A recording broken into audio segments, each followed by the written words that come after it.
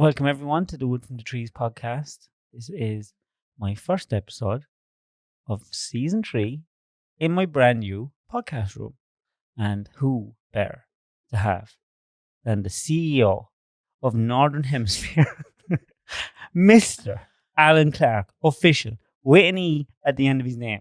Only since you rescued me from the street. Look, Before you rescued me, it was just Clark without an E. you were sitting there half naked, dirty. There was, I don't know what it was. It was muck or... Remember how long my nails were as Oh, well? it was disgusting. Out to here. The amount of poop. It was bad. And I brought him in, I cleaned him up, Dangleberries. and I just, I sent him out the doorway and he did it. And he never, ever looked back. No. I said, radio's for you. You're a lucky cunt.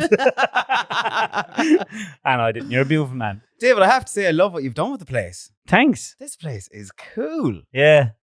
It's been a passion project. There's no expense spared here. No. You spent a pretty penny. Pretty penny. Oh, it's class. But you're a CEO of an international e-commerce business, and you'll know yourself once you have to invest it back in it, don't you? Would you say this is the best podcast studio there is? I am telling you right now, this is the best there is. Yeah, I'd say so. I'm hoping you're going to use it whenever you want.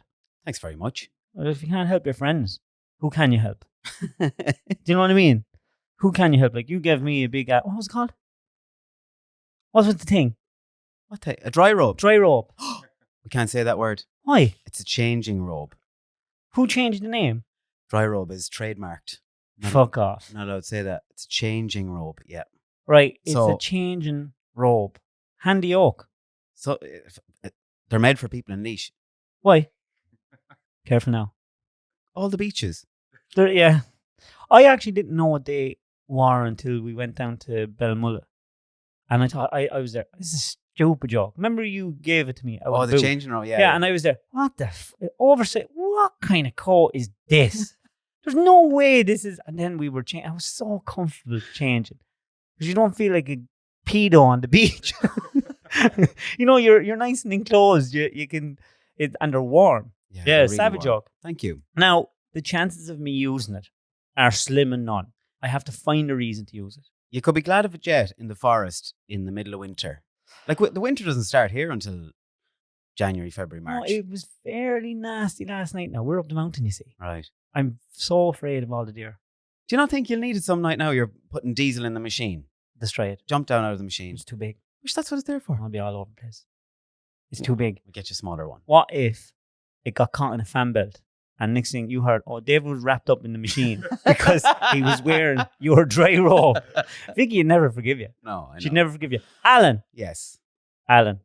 long time no see. It's been a while, all right. Yeah, because normally we chat. We chat a lot now. Yeah. Every day we'd be, how are you going? Wouldn't be too much, but it'd just be a little bit of a chat. But the clothes, the new business, you are flat to the mat. Yeah, I haven't been talking to you the last few weeks. We do chat every day, but we haven't had any. It's mostly We a bit haven't- of advice and business stuff now. It's been a couple of weeks since we had a DMC, What's that? deep meaningful conversation. I never knew that before. And I was launching the clothes brand, and Congratulations, by the way. thank you. You did a stormer. I was trying to get you down to the weekend. Couldn't do it. You were here putting in carpet and painting walls and Mine and putting in lights. kids, Yeah, being And- a husband. I'm playing with your American footballer over there in the corner. And Vicky's back working. Oh, that's why he's here. My husband now. Keep you entertained. Keep me entertained. Yeah. Since you left, somebody had to take over the job. I said, you make sure and wax for me before you get here. Oh. Wow. So, yeah, I tried to get you down for the weekend and you weren't available. And then, Miss me.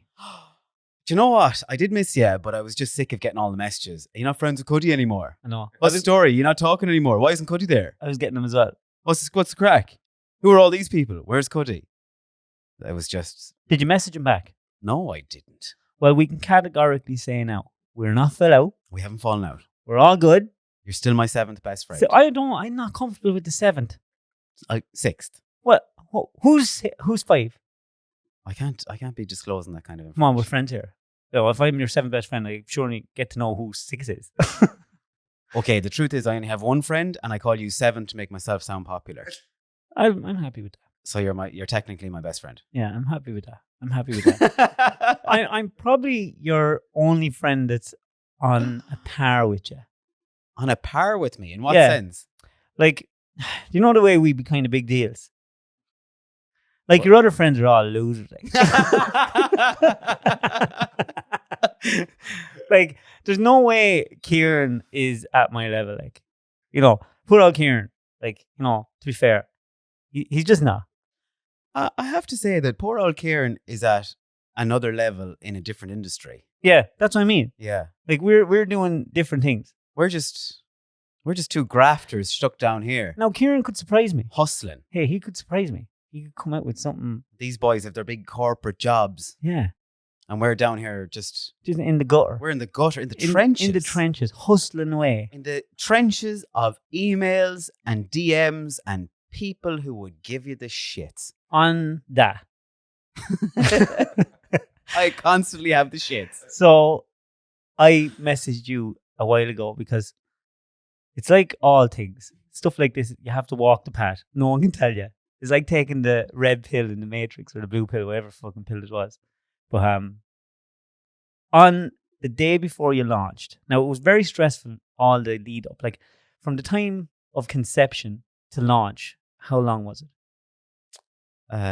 Probably about 12 months, but the last, say, 2 months then were the most intense because the stock had arrived and then it was time to get the photo shoot done, build the website, get the return forms, get the boxes, get the parcels, get a deal with a courier.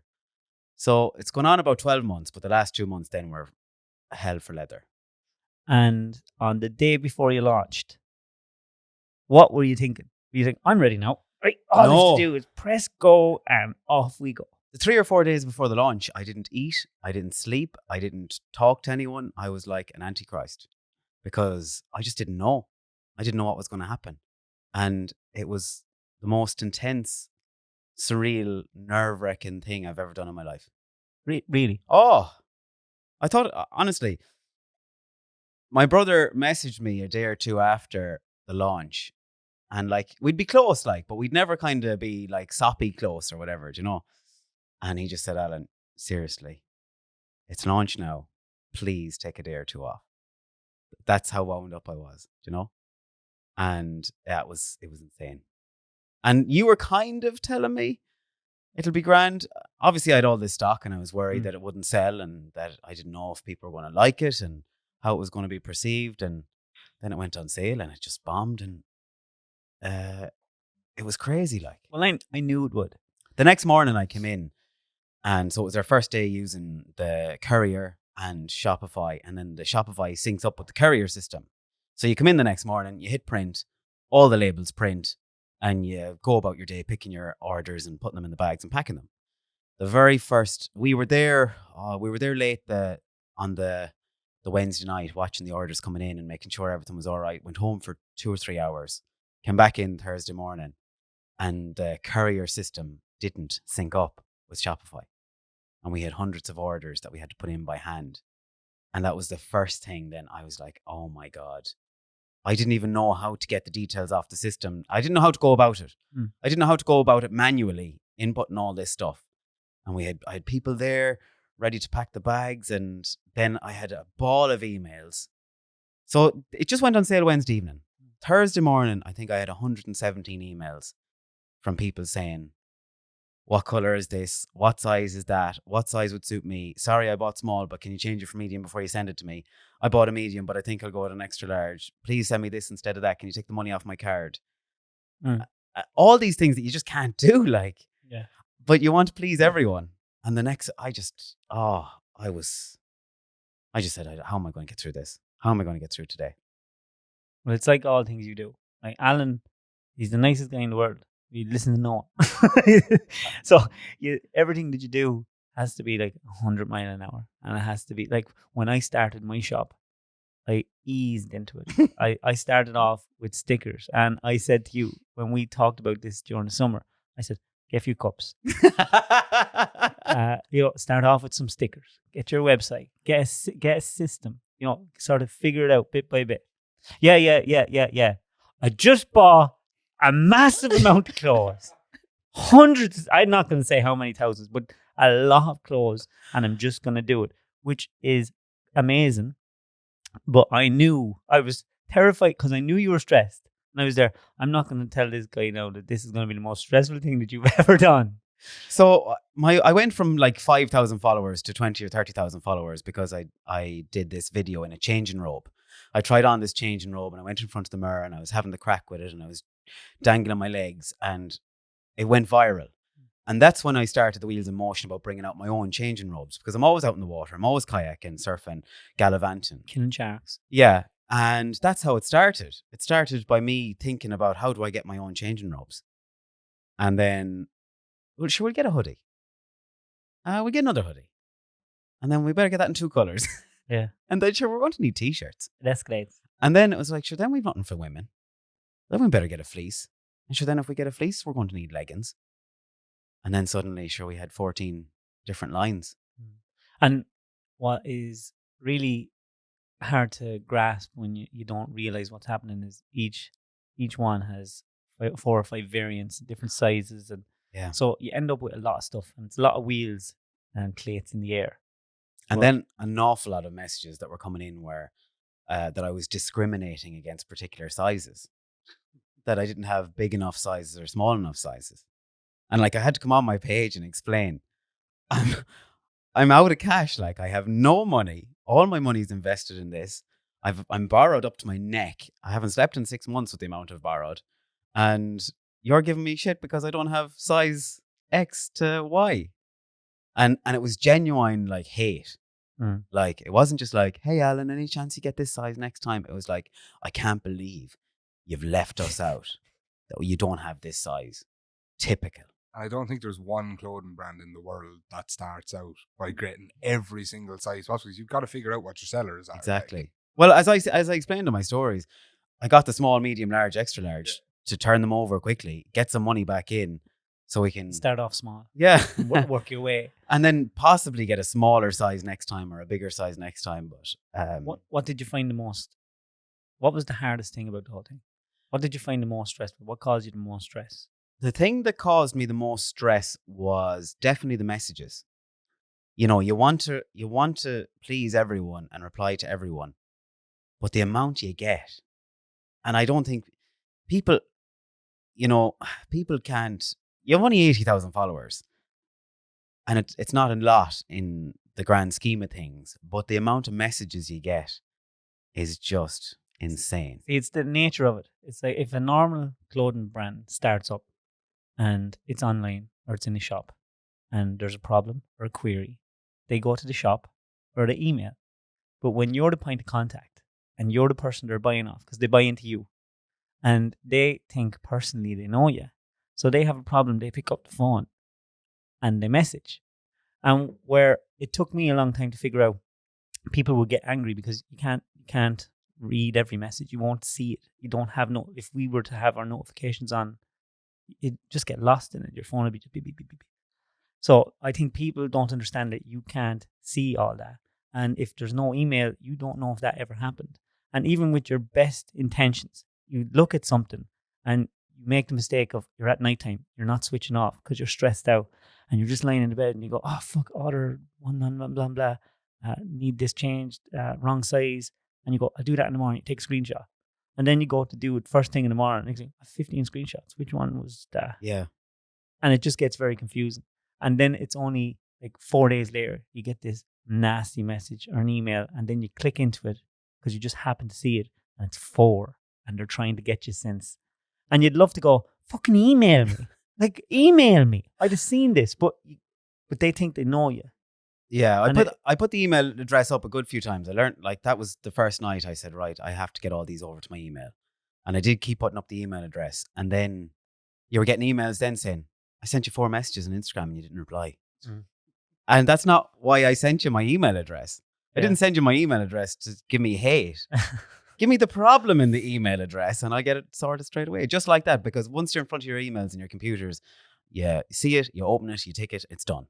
And you go down to the next email. But in your messages, they're just... And hey, don't get me wrong, 99.9% of people were so lovely and sending you loads of lovely messages saying the gear looks class, so excited just after buying it. And that was lovely. But then the one or two that were looking to change sizes, or the one or two complaints, were getting lost then in all the lovely messages. So, but I can't get over the support. It's just been phenomenal.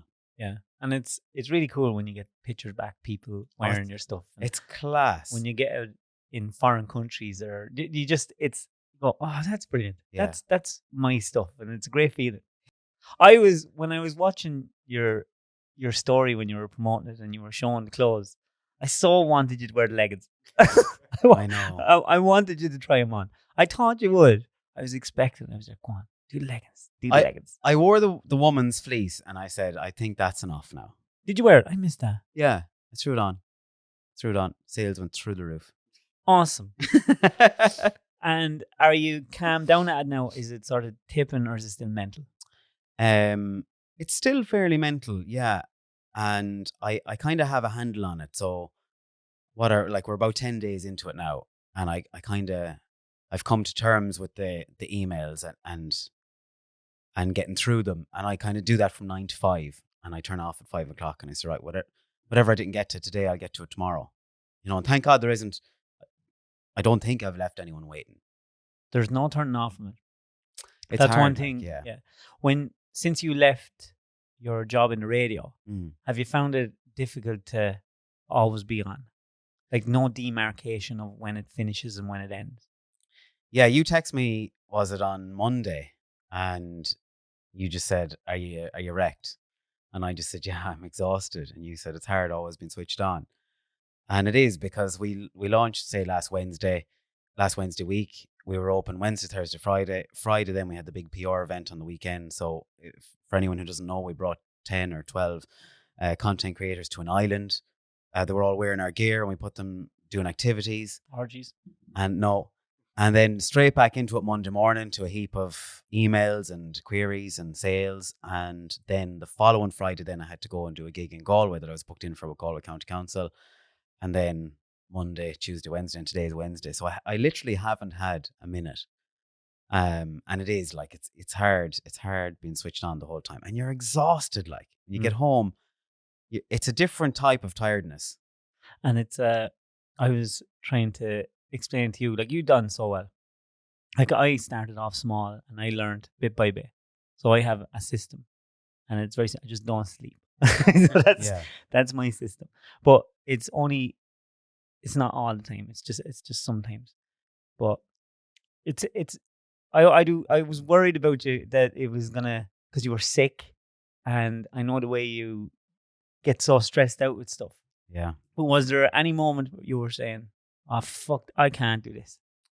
I'm after biting off more than I can chew.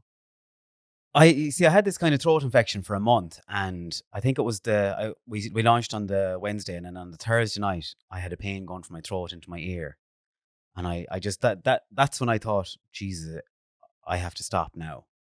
The pain was so intense, but then I had to get up the next morning and go in and do the orders because there was nobody else to do it. And I rang the doctor, and the doctor sent a prescription over to the pharmacy, and I got that, and that kind of kept me going then for another few days. But that Thursday night, I was thinking to myself, Jesus, I think I'm in a bad way now, and I kind of thought, what happens now? What happens if I go into hospital for a few days and there's a couple of 100 orders there and I can't get them out? So I think adrenaline probably pushed me through. It's so, you can get burnt out so easy. I was watching, I was there, all right, he's after launching stuff. Now he's at the weekend. And all building up, and the people are messaging, but you did it. People only You're see, still alive. All good. People only see the good as well, and they see, you bring out a brand, and then they see something might be sold out, and they say, "Oh, you're so successful." When I was driving down to Galway on Friday, I was at traffic lights on the Headford Road, and a woman pulled up beside me, and I saw to the right of my eye the window went down, and I was like, "Oh God!" So I kind of looked across, and there was a big smile at me. It was a bit like the Father Ted moment. Good luck with the book. Do you remember that? Yeah. And then you were like nudging along, and she was still over there, and I was like, right, I put down the window, and she goes, how are you doing? And I said, how are you doing? And she goes, good luck with your brand. And I said, thanks a million. You're so successful. But the way she said it was kind of like, it was very nice. And then you were kind of saying to yourself, is she being a bit smart or not? But then she actually wasn't. She was saying, you're so successful and everything. But then I said, hang on a second and I'll show you my bank balance and see how successful I am. Yeah. Do you know? But like people don't see the No. sacrifices. Success is like being pregnant. Everyone sees the pregnancy, but they don't know how many times you've been fucked. Yeah. You know, there was an awful lot of missed opportunities since May, and an awful lot of things I could have done. And I walked out of my job, literally walked out of a really, really good paying job to try and bring this to where it is now. And the sacrifices have just been insane, but nobody sees that. Nobody sees, and you can't show it. So if you were to come on every day and you're stressed out and you can't show it. You can't tell everyone's going through their own shit. You're not going to come on and go, oh, I'm so tired. Yeah. I'm wrecked. And when you're a male influencer and you're doing gigs, the majority of the gigs you're offered are closed gigs. And I couldn't take any. Oh, yeah. So like I had no job. And I don't get offered these I wasn't gigs? on the dole. I've never claimed anything. I've never done any of that. And all the gigs that were coming in were for menswear. And you're like, oh, I can't do that now. Sorry. And then they're kind of getting a bit thick with you going. You're not with that agency anymore.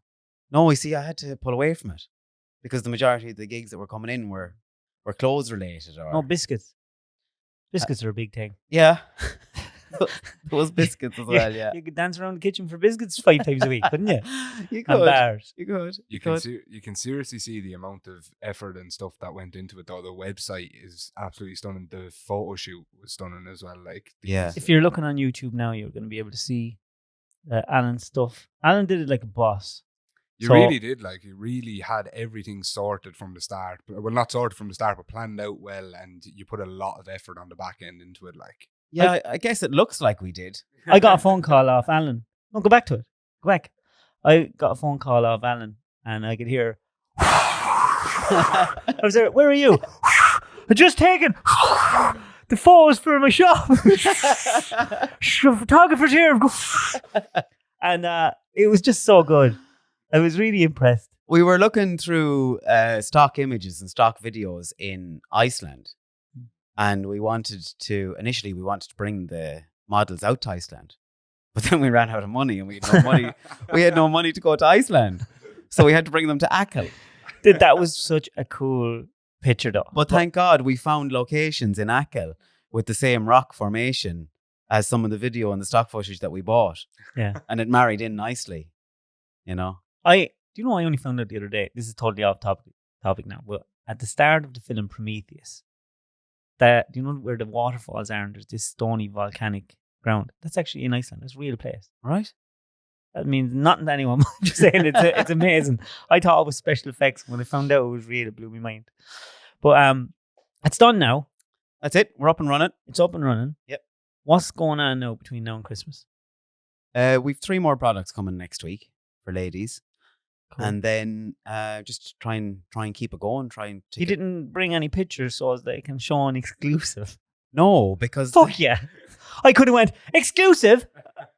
the products are coming on, say, Friday, and we have to get the model in, take them out of the box, put them on the model, get a photo, put them on the website. It's all last minute. It's all chaotic in the background. It is. And it looks great here, and you say, oh, geez, it was all planned out and everything looked great. Geez, it wasn't like that in the background. No, it's and everyone was asking for the last few weeks that we started doing lives. And Yeah. everyone, you're not doing live. You're not doing live. If you only knew how busy we all are. Like Yeah. we don't have a second. And then that fed into people thinking that we were fell out. It's crazy. It's mad. And even the 2 models we used, like I really wanted them. Like I headhunted them and I really wanted them. Did you know them? Yeah, I know them. And they have full-time jobs and you're trying to balance the days they have off with the photographer and get the shoot done in time for the website. And it was just headache after headache after headache. Did you get any like help from, any, like, what is it, Galway County Council or Mayo County Not Council? a thing. Nothing. I've never got any funding or grants or anything for anything in my life. I'm starting to wonder why you put so much effort into promoting Mayo when they treat you like shy. Why do you do it? I love it. I love Mayo. Like I love the outdoors. I love. Oh, I know you do. Just Yeah. letting you know. They don't love you Yeah. for some reason. It's frustrating. Like it is frustrating. You see content creators coming down to Mayo and Galway and Sligo, They're shy. and they produce this content and they put it up, But then when you're in the game, you can see that some of their followers are fake or their engagement is low and they're getting huge money. Like, and I don't understand why these bodies give them so much money. I do, because Mary in marketing loves him, and she wants him down so she can say, "I got this guy," or "I got this one." There's no, I've noticed this now. There's no correlation between sales or pushing a certain product to the actual people that are working in marketing. There's a lot of chancers in it right now. Yeah. It's full of them. And it's not a jealousy thing. Like I'm in marketing for years and I just love it. I love marketing. And I love when something goes well, and I love a good marketing stunt. And I've always said this in my stories. And you know, when somebody they'll send you something through the post. You know yourself, you can get sent something through the post and it's just like, here, give me a free plug. But somebody actually thinks outside the box and sends you something that's really quirky with a quirky card. Gives you a bit of a buzz. And you're like, that's good now. And it's good content. That's good content, and it's a good idea, and I get a real buzz from that. But when you're watching somebody delivering really poor content that's getting paid a lot of money, it's frustrating. It's not a jealousy thing. It's just, you're just like, that could have been done so much better. That's a missed opportunity. How is that acceptable? Yeah. Who's accepting that? And it's happening every day of the week. Drives me mad, and I'm not in marketing. I'm just looking at stuff and I go, oh my God. Or you might stay in a hotel and it's part of a PR package, and you stay there and you produce great content, and then the hotel doesn't share it. And you're like, why did you get us to stay there? Why did you get us to stay there and produce this content that got really good numbers, really good engagement? People are saying this, that, and the other. And then the hotel doesn't share it. It's like, what's the point? Even when we went to the Cannonball, the difference in different hotels. Yeah. Like the first hotel was savage. Second hotel. The third one, they just wanted the finest for everything. The first hotel, we stayed in the Brehon, wasn't it? Yeah. Wow. That was lovely. That was peak. Potato sandwiches when we came back to the room. That was in Sligo. That was in Sligo. Yeah. Yeah. My head's fried, isn't that? We were like rock stars. Yeah. We were the rock stars of the Cannonball. And all the other lads were going, what's the story of their room? Look at the two losers in the 2 liter. We're getting all our free shit. We just rocked up here in 400,000 worth of a car and we don't even get tail sandwiches. Yeah. Absolutely. That was good crack. That was probably the last fucking big crack all year. There's probably a podcast in that on its own. That was good. We meant to do a podcast, but just was so busy. We were crossing the finish line and I was begging David to get out. Get out, David. Get onto the side of the car. Get onto the side of the Jeep. You were like, I don't no, know. I don't think so. And I kicked you out of the Jeep onto the side. And then you were crossing the finish line and there was the dancer. What do you call them dancers? Brazilian dancers. Brazilian ones. Yeah. There's some Zimba. Samba dancer. Or Samba dancer. Samba. She was on the left of the Jeep. You were on the right with the water pistol, Yeah. dressed in a suit and the wig. It's just the best photo. It was good. I'm so glad you did it. Yeah. But it was so busy though, wasn't it? It was exceptionally busy for us. Yeah. Because everyone else was just driving through towns. I nearly pissed myself 3 or 4 times. Yeah. You get to a filling station, you're dying to go to the toilet. And then there's 7 or 8 people waiting for a picture. And then you're getting messages saying, oh, why did you not stop here? And why did you skip here? And I think we were the only 2 getting that. Yeah, that was great crack. It was great crack. And it was good to hang with each other and doing something that was busy. It was busy. Yeah. And like, your content throughout the whole thing was absolutely hilarious. Like, and obviously, I was sharing quite a bit of it, but the actual chemistry between the two of you on that content, it's not made up. You're not trying to make something out of it or whatever like that. Yeah. no, we have a good chemistry. Like it's because it's easy for us because it's our sense of humor. It's just it's a difficult one because I have certain followers and you have certain followers and you don't want to get you. I could get you in trouble. Basically, I could get you in trouble easy. So I always have to be cognizant not to be a prick because I have the ability to go, fuck it, I don't care about them. And then you're like, well, sometimes you have to, you have to care. And I'm like, I suppose I'm very insulated because I don't look at stuff. I suppose I don't, and I can be closed off from it. So sometimes in a situation like that, when there's that many different people watching, I have to be putting I don't know. I think we work well together as well because neither of us want anything from each other. And there's a lot of collaborations out there where they're trying to build each other up and promote each other. All we want to do is hang out with each other. Yeah. And whatever happens, happens. And have you noticed because you're really only doing this big time for the last year. It's so nasty out there. Yeah, it's insane. And not just because we've talked about before people messaging. I'm not talking about people, I'm talking the industry, the whole lot of it. The last time that we done a podcast, remember, it was just after my dad died. And remember, I was telling you, I didn't know really what direction I was going. I wasn't happy with what I was doing. Just the most horrific year. Like, this has been the worst year now that I've had in that I can remember. And I learned an awful lot about myself this year because it was, and I thought I went through some hard times. This was the worst because so many things were happening at the one time. And there was so many moments where I was like, oh, I don't know if I can. I don't know if I can keep going at this. Like, this is just, there's too much happening. And there's too many, from too many different angles I'm getting chopped at. Yeah. And it wasn't people. It wasn't people that was doing me. It was just personal things. It was, oh God, if I get through this year now, I'll be happy. And that's why I put so much work into this. And I just want to have more control. I want to try and narrow who I deal with and really watch myself. It can eat you up and spit you out, this game. And people are very nasty and they're very quick to be nasty. And even the 10 people I brought to the island, I was watching some of the comments on TikTok there and they were all like, the word influencer now is a nasty word. And people, as soon as they hear it, they're like, influencer, and it's frowned upon. And it's not really accepted as a form of marketing now. But if you're not accepting it as a form of marketing, you're a fool. And, I brought these 10 amazing people to the island, and I brought them to the island for their personalities, not for their numbers, not for the amount of followers they had. Some of them had 15,000 followers, some of them had 100,000 followers. But I strategically picked these personalities because I knew they'd click, and they did. But then some of the comments on TikTok were like, like, look at these sad people on the island. I never heard of any of them. And suddenly, like, just because Mary 742 had never heard of them, they were no good. They were a bunch of flipping Egypts, But what Mary doesn't know is that they were all selling Northern Hemisphere fleeces and hoodies.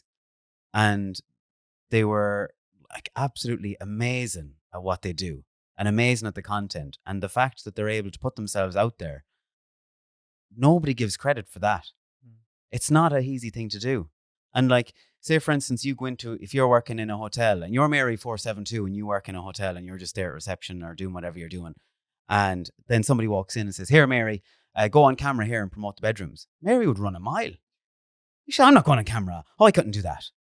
But she's very quick to go on TikTok and say, the state of you going on your stories, promoting that. And you're never going to stop that. No, you're never going to stop it. The only thing you can do is just ignore Mary. Yeah. Fuck Mary. There's a lot of jealousy out there. A lot of people think, right, for instance, you're after getting a new mattress and they're like, oh, fuck him, he got a new mattress. But that fella then has to go and create a load of content. First of all, he has to talk for 2 or 3 days with the company about doing a deal and a contract and this, that, and the other. Then you have to get the mattress. You have to come up with the content. You have to come up with the pitch. You have to go back to them and say, this is what I plan to do when I get it. Then you have to create the content and send it back to them. And it's like a week's work and you're getting a mattress. But then somebody's going, oh, look at that dick got a mattress. Could have just bought the mattress. They just think it just arrived to your house and you put it on the bed and happy days. Well, it's like in Batman, the film. If you live long enough as a hero, you'll become the villain. Yeah. It's just how it is. You see that a bit as well. Yeah, I see that all the time. I don't know. I'm still in a little, I don't know what I'm playing. I'm trying to play a different game, and it could be the whole wrong game we talked about last time. When I was there, I just don't like doing ads, unless I'm doing them for myself or doing that for you. Because I trust you, but the amount of people I trust now is small. Yeah, I also know that going forward in life, you have to trust people. That's bravery. You can't go forward in life without trusting people. You just have to be a lot more cautious about it. And that's what I find weird about, say, like only today I was talking to someone about doing ads and they ring you. And yeah, that sounds something that I could do. And then it's like, once you've agreed to have a conversation about it, then they start telling you all the things that they don't want. And you're like, oh, you rang me go, like, just leave me alone. Like, Yeah. I don't need this. I don't need it. I don't want that. I go up and I'll drive my machine. I'm fine. Yeah. Everyone wants a piece out of you. Yeah. But they only want a certain piece. Yeah. I come as a whole. No, you can't have one part. Yeah. Yeah. I just find it difficult to say do one ad unless I could get it into my story and it's part of it. And and you get to this stage where when I was starting to build this podcast studio, Yeah. and you'd have people saying, "Oh, we'll build you a table, or we'll give you chairs, or we'll stock a fridge, or there's a million things." And and this is probably a bad thing. I'm there. Oh, I know what you want. You want to own me. I feel like I was owned this year. Yeah. I fell into a position of being owned. Yeah. By people and companies. Just got me. They got me. Had me by the balls. And it took me all year to get out of it. They fucking got me. And they had no respect for you. No respect for me. They got me when I was down. And a lot of it is just, it's not that these are bad people. It's just people see you as a cash cow. And you believe people. I would be a trusting person. So if I sit down across the table from a company and they say, like, for instance, fuck it, I don't care. So when I started doing the Helly Hansen stuff, it was a big fucking deal for me. Like, I was a lot of money. And you're dealing with a company and they say, hey, look, your father's dying. Well, you don't have time for this. Let us do this for you. We can do this. And they fuck everything up. They nearly do me. Like, I was that close to going out of business. Me and Vicky had to use our own personal money. Like, they cost me a fortune. They were absolute idiots. And still fighting with crowds like that to this day. And like, I've never owed anyone a penny. Always paying me bills. And these cunts made my life misery. And like, there was loads of that went on. People saying, oh, we could have your stock here in 8 weeks. Other companies would tell you that'll be 6 weeks, but we're telling you it's 8 weeks. You just pay us your money and we'll get it for you. And you pay the money. And guess what? It doesn't come for 15 weeks and 12 weeks. And then when you get it, maybe 30% of it's broke. And you've paid for it. And you've paid for it. And all that while you're getting all those messages, like we said, Mary doesn't understand that I'm not doing that. And Mary doesn't understand that I'm dragging myself out of bed every morning thinking, oh, fuck, I don't know if I can do this. I missed me out, lad. I was work. I was trying to do work. I was trying to do orders. I was trying to create content. And I don't come on here going, oh, I'm sad. No, I miss me dad. No, I have to be strong for Vicky. Vicky wasn't well. And I was trying to do all those things. And you're just there fucking other people. Imagine my life would be so simple. Did anything change in your life since the ploughing? Or are you back at it again? Like what? Like, we can talk about it now because you've told everyone Vicky's pregnant. But like at the ploughing, you had an awful lot going on. You were trying to get the stock over to the ploughing. Trying to get the stock. Vicky over was the pregnant. plough. You were missing your dad. There was, stock coming in. The podcast thing. Like, I had to get a new podcast room. All this stress. Yeah. Yeah. And like loads of people to be asking me about why I moved from Galway, and it was just a necessity thing. We'll come back to that in a second, though. But it's pure stress that put you in that ambulance at the ploughing. Like, it probably was. You were the most stressed I've ever seen yet. Not that I know you that long. But you see, but here's where I was. Right, the two of us were at the ploughing, and neither of us got to see each other. We never got to see each other. And I went to the ploughing to see what it'd be like, see how it was. And it was all day, and we were busy. And then I didn't do well after my dad died. When I was busy, I was grand. So like, and I'm still like that. So when I'm busy, fucking grand. Not bothering me. But I take one day off. If I take one day off to chill out, I'm fucking, it's horrible. Like, it's terrible. So I'm there, all right, when I'm doing nothing, I'm pissed off. Or I'm sad. And I have to make myself not sad. And it's just a normal thing. You have to get through it. That's like the first of everything every year is going to be hard. Like, Christmas is coming and that's all horrible. So I'm keeping busy. But then during the year, Vicky wasn't well. It was just after Dad dying, she was pregnant. And then she lost the baby. And she was unwell for a while after it. And I kind of felt there was so much going on with stock. There was so much going on with stuff coming in and out. There was stuff coming in and out of the house. Vicky was doing all that. She was minding the kids. And I was kind of like, this kind of, you blame yourself. You're there thinking, I'm putting too much pressure on Vicky. There's too much going on here. So after that, I was there, no, I'm not putting any more pressure on Vicky like that. I'm going to try and make her life as easy as possible and try and disconnect what I'm doing shop-wise and get in here and move it all away.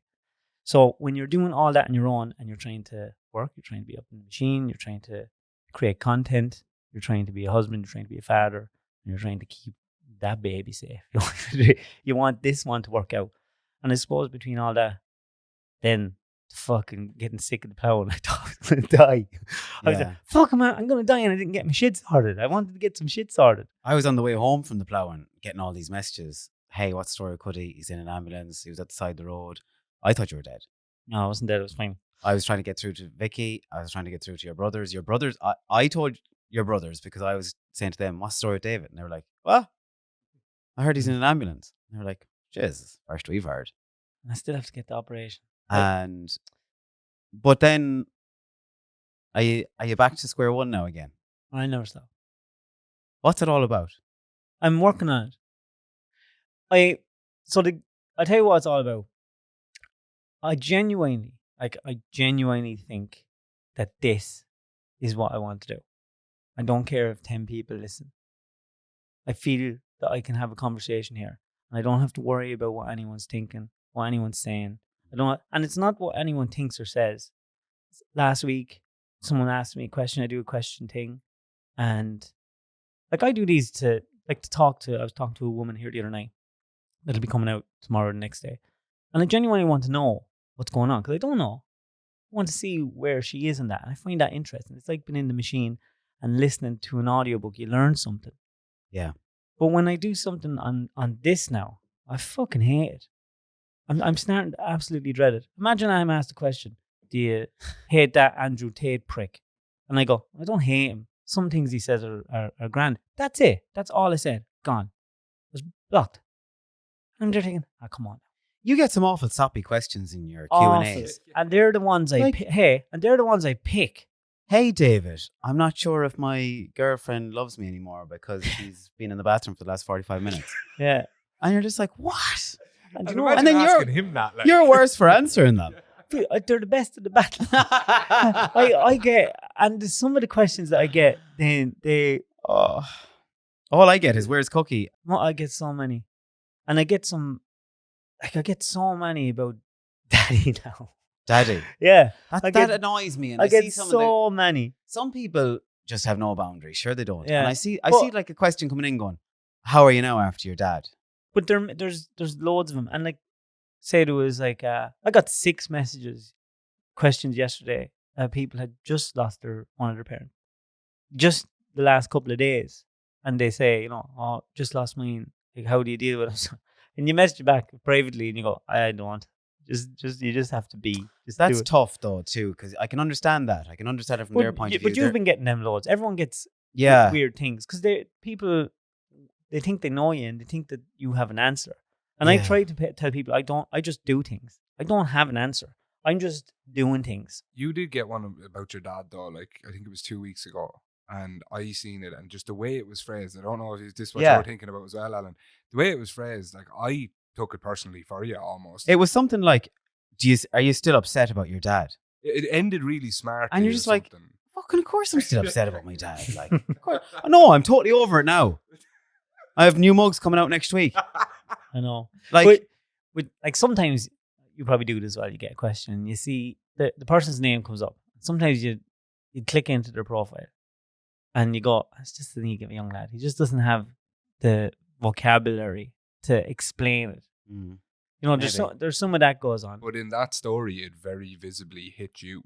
I think that's why I was like, what Yeah. the fuck was going on here? Because it was very visible in the story that it hit you. It annoyed me as well at Yeah. the time, I remember. Actually, there's a couple of questions I'd have to do them a couple of times because I could be blubbing. Is anyone on YouTube here? I'm just opening a can of Pepsi Max. Maximum taste, no It's sugar. way nicer than Diet Coke. Diet Coke is rank. Yeah, Coke Yeah. Zero. Is this all on a day, par man. with Diet Coke? Yeah, you taste that. Just taste it. It's There's not like there's Coke no sugar Zero. in it. Because Diet Coke is Rank. rotten. Yeah, it's Getting rank. that ASMR in there. Al. Yeah, okay, you ready for this? Here Here we go now.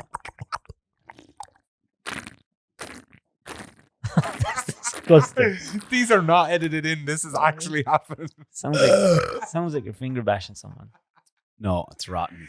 That is not right. That's It the is equivalent rotten. to Diet Coke. Coke Zero wins all day, but that's Yeah. the equivalent. Turn that cunt for man. Just turn this. So what do you think of the room? The room is class.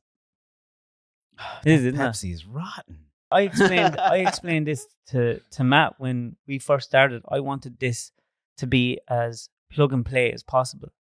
And I also made this because I don't want people having the same problem I have. I built this for a reason. I want people to be able to come in. If Johnny and Mary down the road want to do a podcast, they can come in here and they can have as good a podcast as they'll get everywhere. Cheaper. And no one's stopping them. It also, this year, and I've read so many books about this, and I figured this out myself because I had to figure out my own life and how to go forward in my life.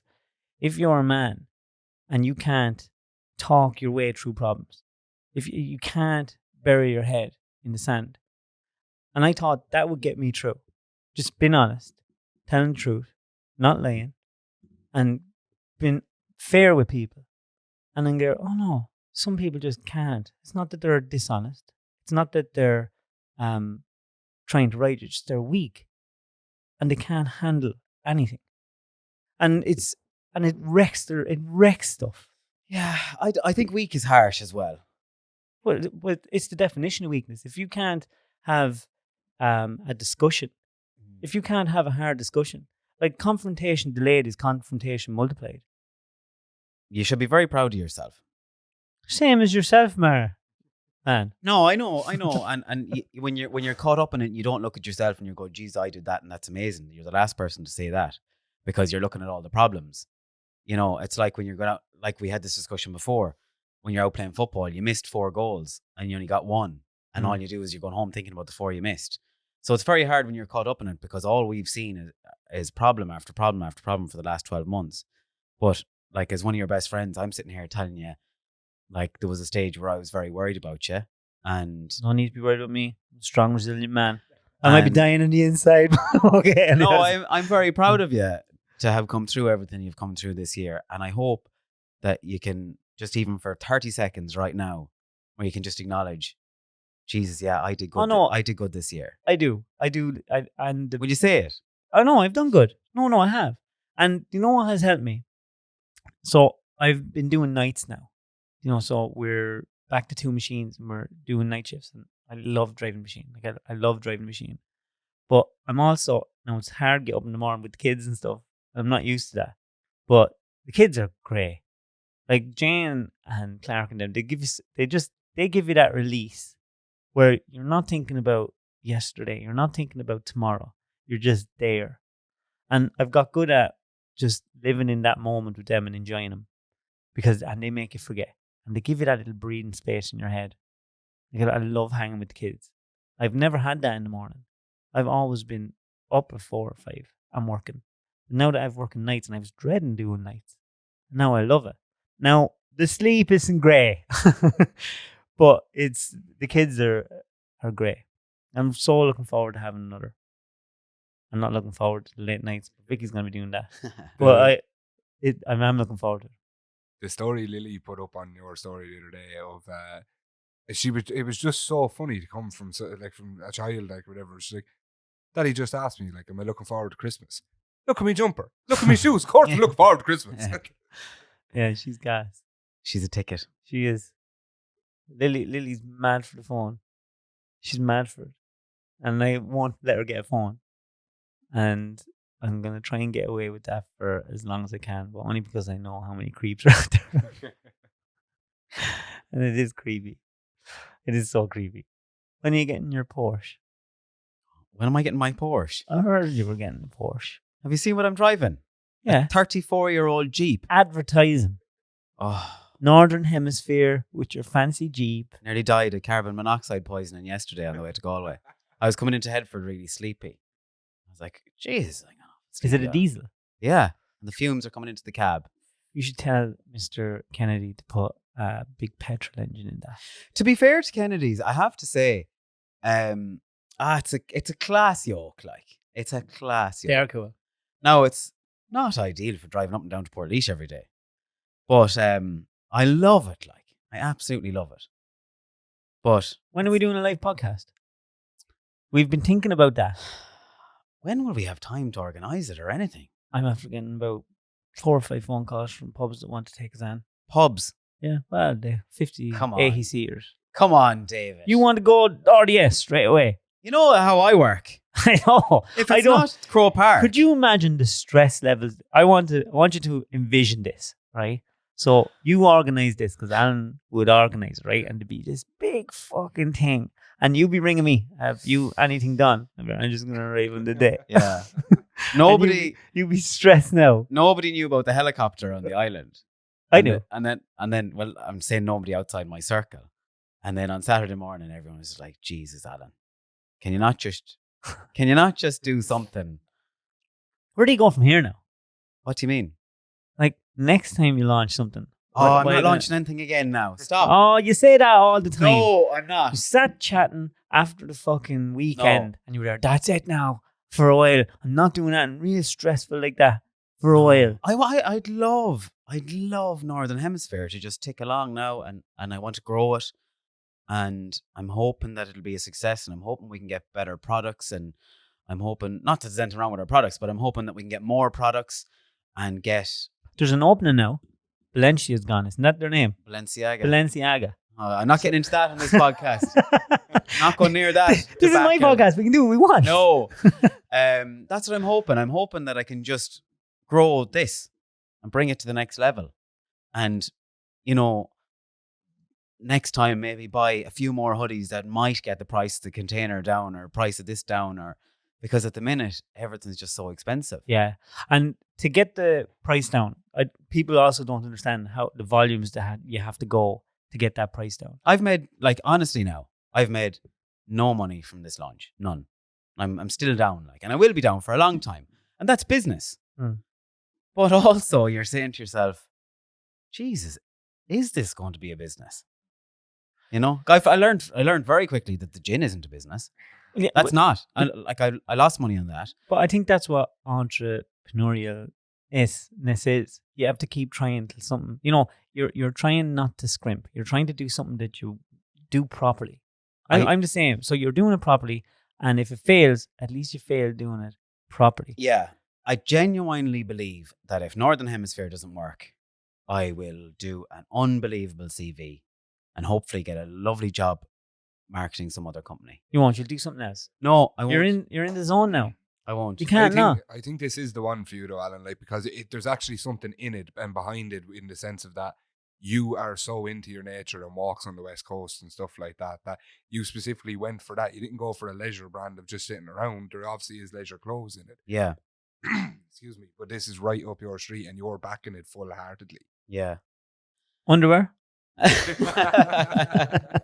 we've big plans. Like we there's so many things we want to do. There's so many products we want to bring out, but it's all about money, and there has to be a margin on it, and it's just difficult. But that's what I want to do. I would love to grow Northern Hemisphere for the rest of my life and have that. And if it doesn't work, I'm saying this now, and we can listen back to this podcast next time. I don't have another brand in me. I don't. I'm burnt out. I'm done. And if this doesn't work, and I'll give this as long as it needs, and I'll keep plugging away, and I'll keep working as hard as I've ever worked. But if the time comes where we just say, lads, that didn't work, I want a job where I get paid at the end of the week, and I'd be a shit hot marketing person for some company. I know, I get that. But I don't have it in me anymore. I'm burnt out with the Instagramming and the messages, and the constantly being switched on. It's just something that people, you can't explain it.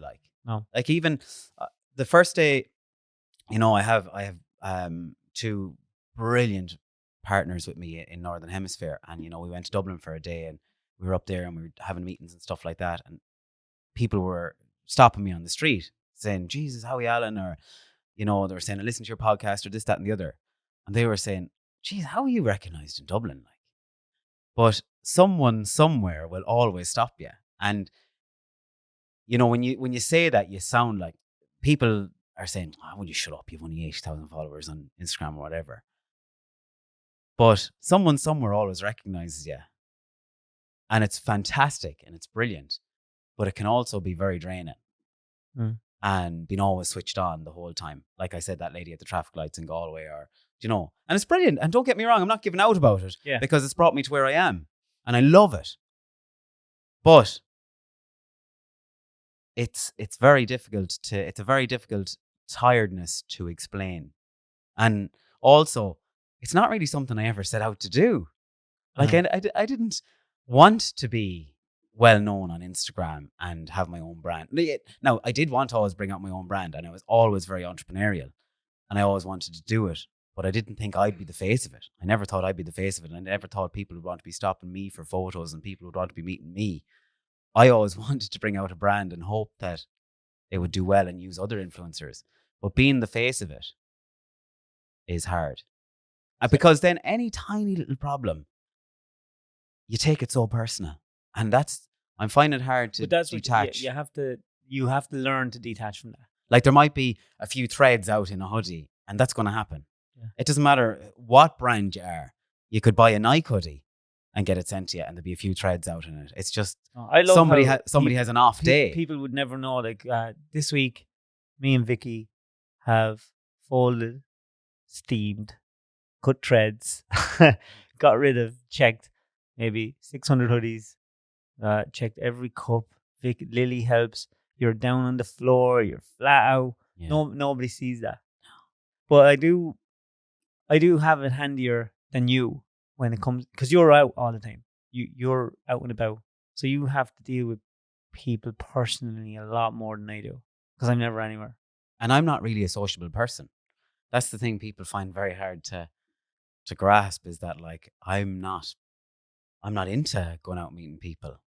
I'm still learning how to do it. I'm still learning how to, But still, you're good at it. I wing it. Like, the odd time that I have been out with you, like when we went to, where was the stag? Where was the stag that I met you at? Oh, in Carrigan Shannon. And me and you said we'd go to a few pubs. We mobbed, like. You just, everyone's everywhere. And it's hard to, you go, God, this is a bit mad, isn't it? This is a little bit crazy. Because I wouldn't be able to do that all the time. Yeah.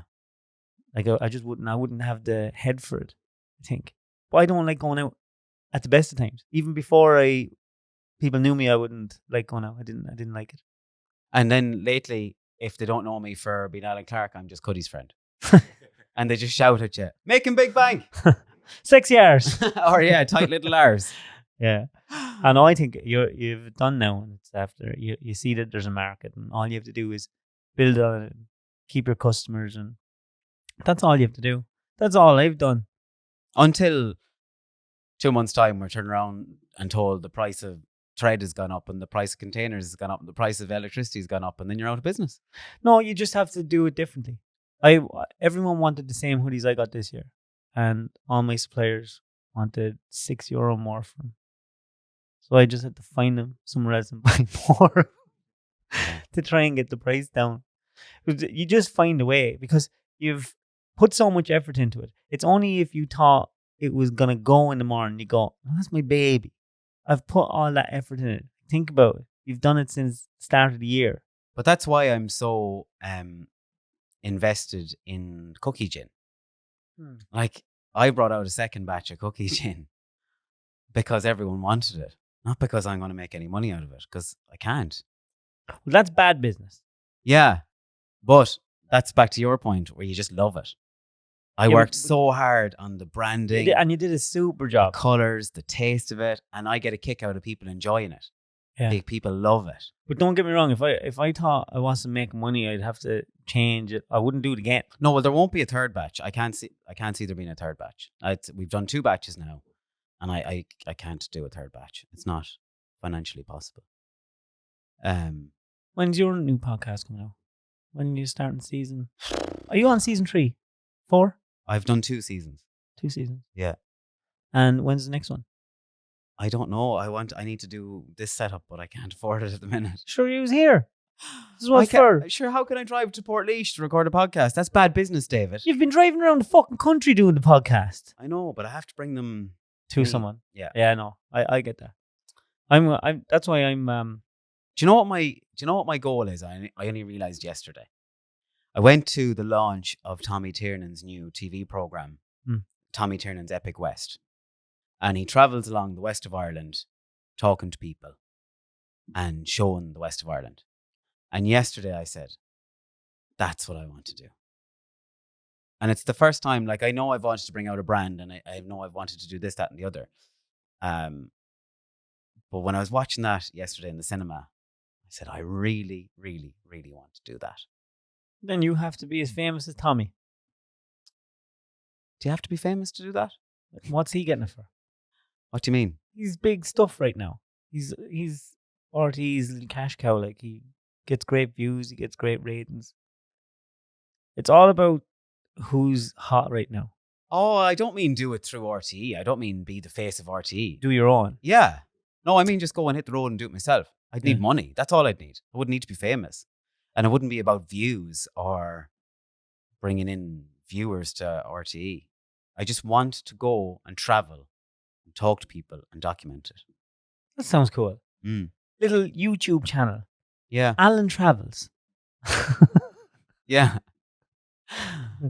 Start off going to what's that big long walk? Camino, is it? Camino?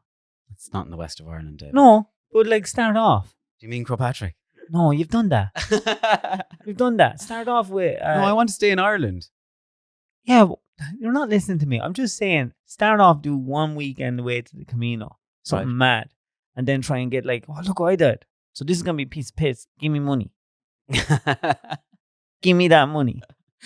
That's it. Like, do you invest into having a team do something with you and then bringing it to the likes of RTE or whatever, having to, like usual, pay that amount at the start to get it going? Yeah.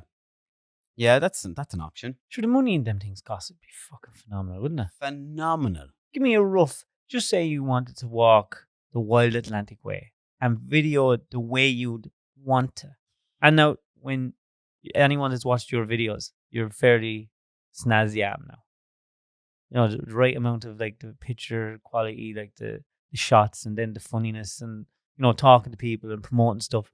What to do it right the way you'd want it? How much would it cost? Do you think? Just Oh, I don't know. You get no change out of 100 grand. and that seems like a lot of money. It's fucking not. What would RTE be spending on? What would they have spent on Tommy's one, roughly? Oh, I'd have no idea. Wouldn't even be able to begin to guess. It wouldn't be 100,000. It'd be fucking Oh, no. 500,000. I honestly, I wouldn't even be. Give me a fucking number, right? You're not leaving this table until I get I a wouldn't. number. I wouldn't. And now I did notice at the end of it when it came up in the cinema that it was BAI funded. So that's the Broadcasting Authority of Ireland. So you can go to them and pitch an idea, and they can give you funding. Same for radio shows. Like you could interview somebody here and get funding for it and sell that then to radio stations all around the country. So like you could interview somebody really, really interesting, go to the BAI, get funding for it, and get it on every radio station. Isn't it mad though? And the richest people in the world right now are YouTubers. Yeah. They just do it themselves. You just have to get that. And you have a head start. Could you imagine all the awesome filmers there? I'd love to do that. And they were there looking at you going, God, I wish I had 8,000 followers. I'd get that done. No problem. What do you mean? So every, like, television, technically, like stuff like that it's old school now. Most of the richest new stars in the world are YouTubers. Mr. Beast, all these, phenomenal amount of money from creating their own content. They cut out, Septic Guy. what's that? That's your man, isn't he? The biggest YouTuber. Oh, Jacksepticeye. Yeah. Yeah, I don't know him. No. But there's so many of them. And there's young people out there, because we get young lads messaging us the whole time wanting to video our machines or Yeah. bring out their drones. And like, they're excellent at what they do. You'd look at their videos and you go, that's fucking savage. Grassmen. Yeah, Grassman. But Grassman have the name. So you have a name already. You know, like, you can go to someone, I have a YouTube channel, 80,000 people, go look at that video, go subscribe, hit that bell button. If you have 80,000 subscribers on YouTube and you're getting views, you're making bank then. I think what the likes of Jacksepticeye and that, I don't know much about him, but even the likes of Logan Paul, all of those, what they done first was very smart. They got in with kids, like it was kids videos and that's who watched them. And now look what they are. They're nowhere near kids videos now. Like they got their But their fame kids and grew up money with 'em. off it. Yeah, no, 100%. But they got their fame and money off that. Like, I follow a lot of photographers, a lot of videographers, like, because I'm into that stuff. I'm not fantastic at it, but I like doing it or whatever. And there's one I follow from England who is literally just traveling around the world now, just doing whatever he wants, street photography, car photography, all that stuff. Like, but the majority of people who are amazing at that aren't getting it because they're not appealing to children on YouTube or whatever. You know, it's crazy. People appeal to personalities more than pictures. And you know, social media as well. My page has stopped growing. I'm stuck now at whatever I've been stuck at for the last 6 months. I can't get any more followers. Instagram have just completely stopped it. And before that, when we were in Cologne, Kieran and I did a trip to Cologne, I was getting 300 followers a day. And I wasn't doing anything. And like, the two of us, we're in marketing, we're in Instagram, we're in it all our lives. We know it inside out. And we were just watching my phone here, and my phone was going follower. And I was just getting 300 followers a day for nothing. Where the algorithm had changed in Instagram, and I started booming one day and got like 5,000 followers then over a couple of weeks. And then bang, it stopped. When I was on holidays in Portugal, I put up a story saying somebody commented on my hairy legs, and I was knocking a bit of crack out of it. And then I done a poll, and I said, I did a poll, and I said, do women like hairy legs, yes or no? And it was like 75% yes and whatever. And then I said, right, happy days. I'm going to start selling pictures of my legs now on OnlyFans, and I've made it. That day, my page stopped. And I remember I was blocked from lives for weeks. I can't do collaborations. There's so many different things I can't do. People are saying they can't see my stories. People are saying they can't find me. They can't tag me.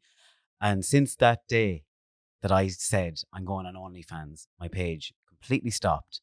And I've been emailing and requesting verifications and doing this, that, and the other. And one day I got I don't even know how I got it or where I got it, but I got some notification from Instagram saying that my account was suspended until the 25th of December. Just because I was messing one day and said... So look, I've been telling everyone ages there's something seedy going on in the world of social media. Like, free speech is fucking dead in this country. It's absolutely dead. You either say what the narrative is, or you just don't get to say anything at all. Like, I brought 12 well-known people to an island for the weekend, and all their pages were growing. And they were all there tagging me, saying thanks for bringing me here, and it was all my brand. And my page didn't grow at all.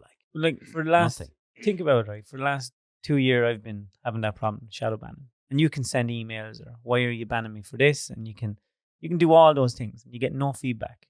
None. Like, zero. But if it's the other way around, like, And the other thing that's really more frustrating is that there's a fake Alan Clark official page. That's what I mean. And it's AlanClark.official. So when you do a competition, or if I do a competition, and Yeah. there's 4 fake pages, and then 70 or 80 people are going, oh, we're after getting a message from you, we're after winning the competition.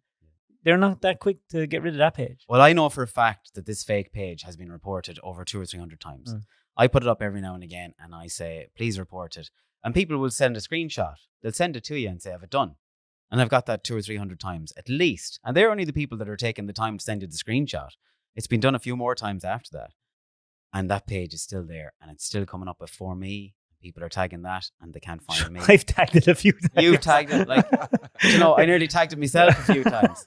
And it's there every day. Yeah, it's so annoying. It's awful frustrating. Oh, it's awful. Your algorithm definitely changed, though, because I've noticed with you now, if I miss a day of not watching your stories, which can often happen with me with work or whatever, you're completely gone down my storyline. I have to go find you to watch your stories. Sure, I see it in my views. Like, my views were half like there for a long time. What's TikTok like for you?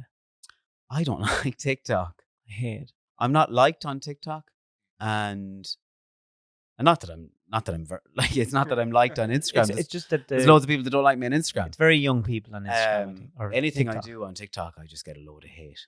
Really hate. Oh yeah, load. It's like the Twitter of What was the last thing I put on? the video world.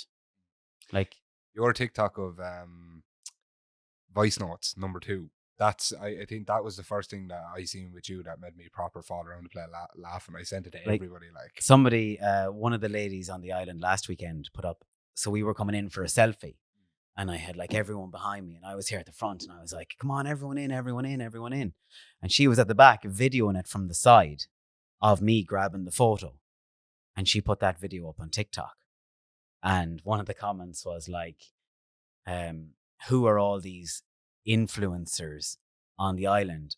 I've never heard of any of them. Only the fella at the front, and I blocked him long time ago." Are you raging? Were you raging? She blocked you. No, that stuff doesn't bother me. It doesn't get to me. But it's amazing how it comes back to my point about the word influencer. You know, there's so much hate towards that word. And is it hate or jealousy or what it is? But it's like, it's such, it really jealousy. triggers people. Like, And it's going to get worse. Like but there's people doing some fantastic things. Oh, It's there is. so annoying. But if you extrapolate what's going to go on now in the next year, like we're in for a really tough time. There's going to be a recession and people are going to be tight for money. And they're going to be looking at you while they're having a really stressful day. And they're just going to go, this lad needs perfect life. Fucking bastard. And they're just going to, that's where the hate comes from. But it's just because they don't know any different. They're just angry. And you're someone they can vent at. Yeah. And we as creators have to learn to navigate that by not navigating, just ignoring it. But as a brand, I couldn't have launched my brand without these 12 amazing people. I couldn't have. It wouldn't be where it is today. Like, I know it's only 2 weeks old, but like loads of people are talking about it. The engagement, the reach that it's got I should hire Alan to do mine. in the last 2 weeks has been insane. And it's been down to these 12 unbelievable people who are class at what they do. Really, really, really good at what they do. Look at Cowboy Kelly. He's an absolute genius. And he's a gentleman. And an absolute gentleman. He's so Okay. droll funny. It's not even funny. Do you know what was a huge eye opener for me one time? You know when people send you stuff all the time? You know the way people send you stuff all the time? Yes. So I won't mention the company, but this lad messaged me a message saying, I'd love to send you my hoodie and wear. This was before I was wearing hoodies, everything. It was ages ago. I'd love for you to wear it on your page. It'd be great advertising for me. I'll send you a hoodie and some goodies and stuff. I never seen the message, so I never seen it. And the name of the company was there, and I just don't see it. So I want you to imagine that message has been sent in January, whatever it was. And then I was looking on TikTok, and I seen this same guy messaging, doing a video saying, this fucking influencer sick of my hole, looking for a hoodie to wear it. And they were slating this influencer because he didn't want to pay for the hoodie. And I went to the messages and I went, is that the same lad that messaged me wanting to give me a hoodie? And I looked at it was. Really? So I was like, okay, so you're slating this guy, but you wanted to give me one. You're a cunt. But you see, what happened was he was slating the influencers to get traction.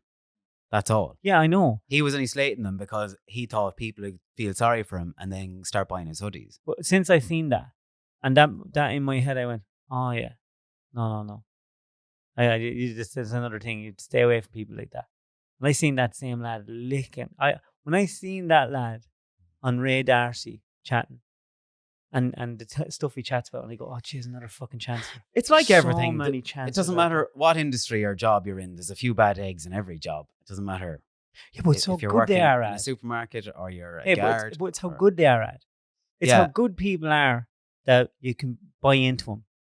But I used to think I could see through stuff like that. And now you're there, oh, fuck, they're good at that. They're good at being shite hoggers. Yeah. It's scary. And then you think, oh, I don't trust my own fucking views on stuff now. because you believe them. It annoys me the way everyone's tarred with the same brush. And, you could really be breaking your balls for 12 months and putting yourself out there, like, and have no income and be creating content and people are watching your content. Do you know, I have a really good story, actually. Go for it. I have a love really good story stories. about a guy who has been creating content for the last number of months, has no money, no job, no anything, and just creating his content, and everyone loves him. And everyone knows he hasn't about to piss in. And his page grew, and it grew, and it grew, and it grew, and it's up over 100,000 followers. And then a brand contacted him and said, hey, we love your page and we love what you've done, and we'd love to pay you. And of course, he took the money. He hasn't a penny. All he's bent over backwards for months. Yeah. And the second he took the job, all this hate started coming in. That's not why we're following you. You've sold out. And basically, everyone in his messages wants him to have nothing. Yeah. And the day he got a deal, everyone turned on him. It's like, fuck you. Look at you. Look at you taking the money. Look at you being successful. I know. You dick. It's so funny. And he came to me and he said, like, Alan, I don't know what to do. Like, and I had to, try and explain to him. You realize all these people want you to be in the ditch with no money. So you have to decide, do you want to keep them happy? Or do you want to go and be successful? And fuck them. And he had to make that decision. But it's scandalous. What would you call success now?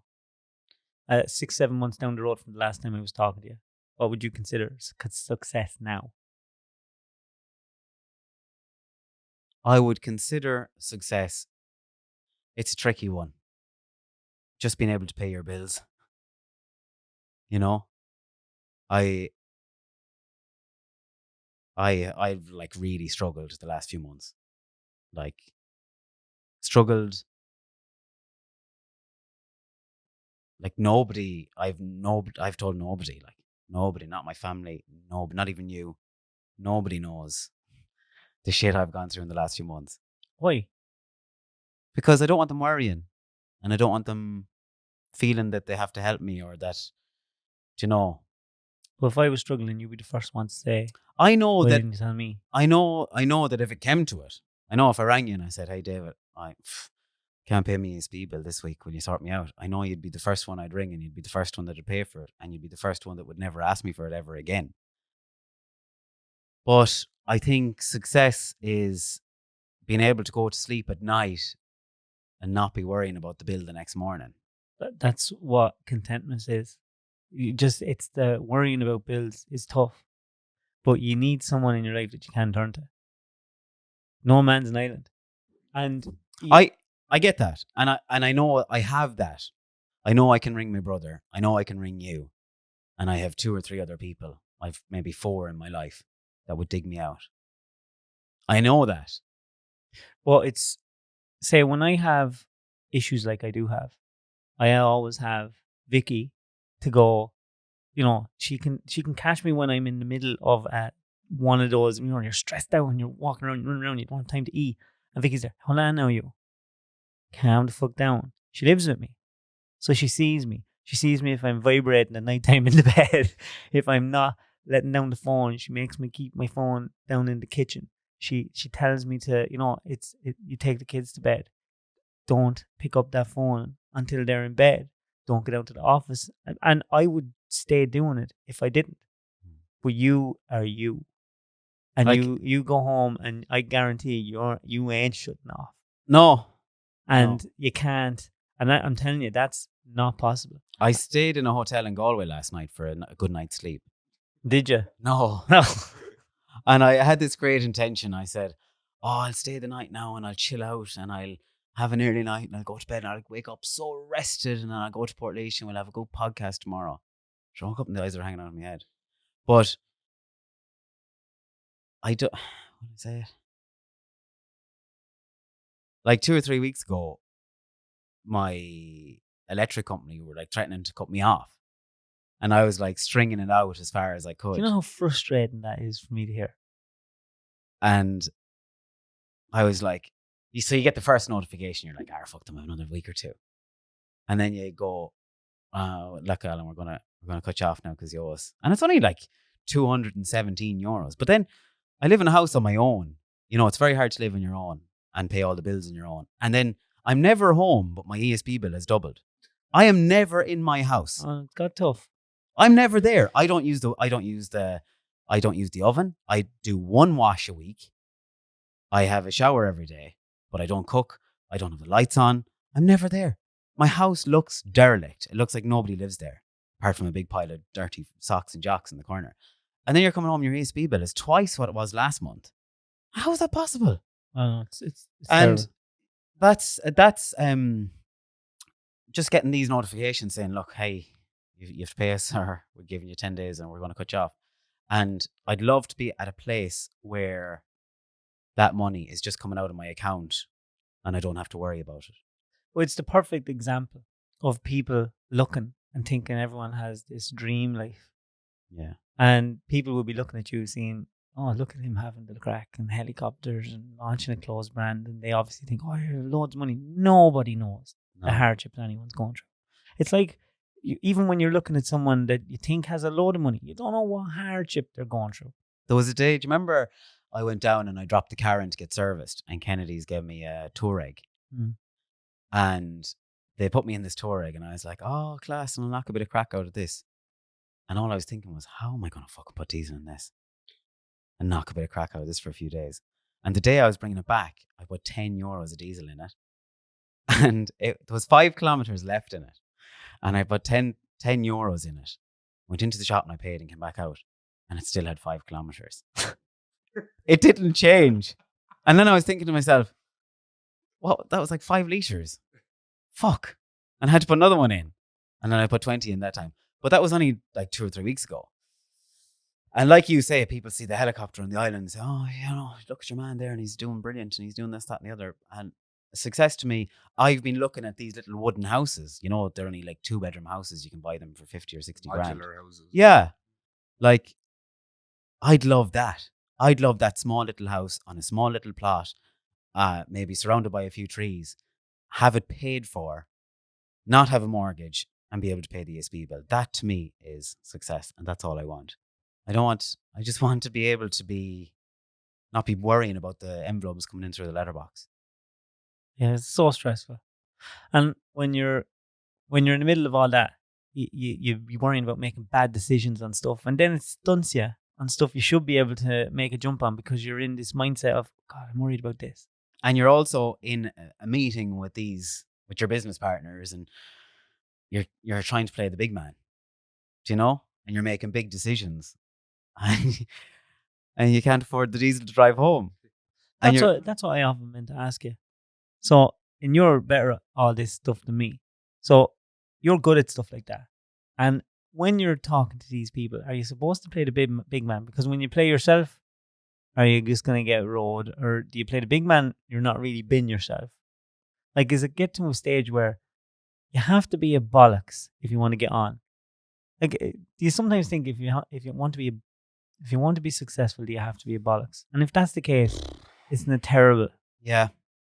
No, I definitely don't want to be a bollocks. And I'm sure plenty of people think I'm a bollocks. But it was like the gin.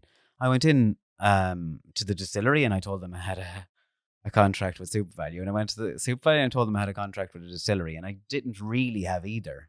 I knew that But that's playful blagging. Yeah, there was a bit of that going on. And I kind of played one off the other and it worked out. And it got it across the line. Like, that's not hurting anyone.